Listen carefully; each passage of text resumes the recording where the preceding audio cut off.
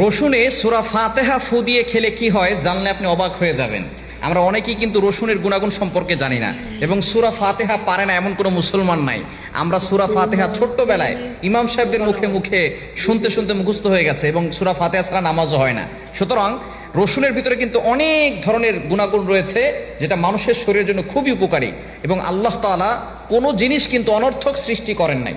আল্লাহ তাআলা নিজে বলছেন, কোরআন খুলেন 4 নম্বর পারা 14 নম্বর পৃষ্ঠার 11 নম্বর লাইন সূরা আল ইমরানের 191 নম্বর আয়াতে আল্লাহ বলছেন, রব্বানা মা খালাকতা হাদা বাতিলা সুবহানাকা ফাকিনা আযাবান নার। আল্লাহ পাক রব্বুল আলামিন দুনিয়াতে অনর্থক কিছুই সৃষ্টি করেন নাই, এই সব কিছু আল্লাহ তাআলা মানুষের সেবার জন্য আল্লাহ তাআলা বানিয়েছেন। রসুনের ভিতরে অনেক গুণাগুণ রয়েছে। এই রসুন খেলে কি হয়, 1 নাম্বার হচ্ছে আপনার রোগ প্রতিরোধ ক্ষমতা বেড়ে যাবে। রসুন যদি আপনি কাঁচা রসুন খেতে পারেন রোগ প্রতিরোধ ক্ষমতা বেড়ে যাবে। তবে এখানে একটি বিষয় রয়েছে, কাঁচা রসুন এবং কাঁচা পেঁয়াজ